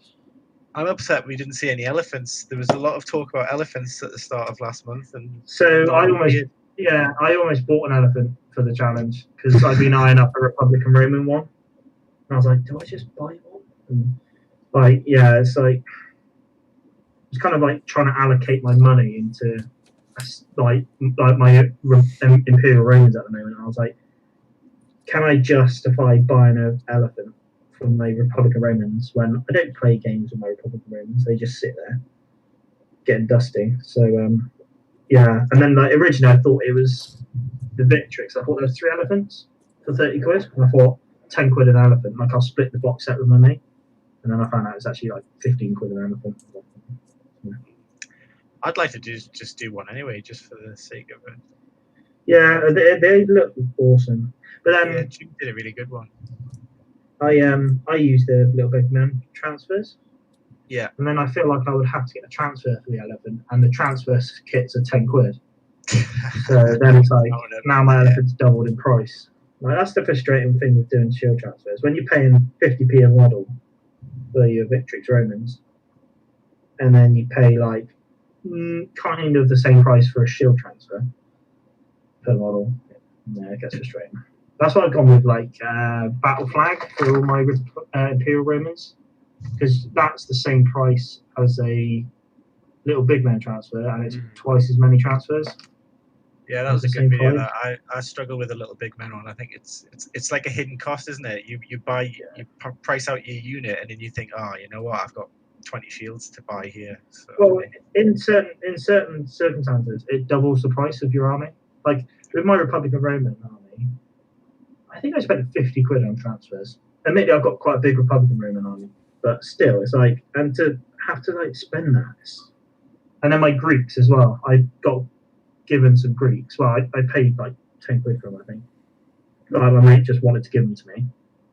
And it was like, okay, yeah, cool, I got some Greeks cheap and I made a Greek army. But then I went and bought all the transfers, and then it was like, and they're very nice transfers and worth every penny, but it's still frustrating when you try to build an army. It does almost double your army cost. That's why I was kind of looking for alternatives, and that's why I wanted Battle Flag. Like, there is a definite difference, but since we're about to wrap up here, I'll say that if anybody wants to join in on some live streams and join in on the conversation, clearly we could probably have a lot more boxes, a lot more people on the chat, which would be really cool. Just give me a message on the Discord as a private message, or message Matt, Phil, anybody, either one of us, and then we can get more people on here and do more discussions and everything. So yeah. Jim is saying that the Victrix elephants are awesome and fairly priced too. Yeah, I think the price wise is fine, but it's still, to me, it's not £15 an elephant. That's the problem. It's just how many do you get? Yeah, it'd be you should check out Jim's video on his Carthaginian elephants if you haven't seen that. But with his, but yeah, I'll go and have a look. I feel like something rings a bell that I have seen it, but I'll just go look at it again. I think so Martin's starting a Carthaginian army. I think he said. I think. But yes, Doug, it'd be good if we had just a random chat on Discord once where we got maybe 10 guys on there, and it was really good. So if we could even get that on a webcam on a YouTube live stream, I'd be up for that. That'd be really good. Yeah. I don't get it. I haven't really got involved with the Discord chats. I probably should, but normally recently when I've been painting, I just put a stream on. I think what we need to do if we continue this is like Dom does, where you can set that reminder so people know that it's coming up. Yeah. Yeah. I think that might help get Okay. people organized. I've set reminders before. I don't know how to do it, but I have set. I don't really. I've done it before too, but I don't really know how to do it. Yeah. But I do actually. What do you think, Matt? What do you think about this Discord? I actually like it a lot more than Skype. I like. Mhm. I like that we can Yeah, have works- all works a these lot better. boxes right here. I can just do full screen, and then it's all of us. Easy done. Yeah. And one of us just. I mean, like you, because you have. I only have one screen. You have two, and then that way you can have the chat on there, and then also Yeah. us. So No, I think it works well. This. It's Yeah. Good. but all right, I think we're gonna sign off here. That's Gotta- the time.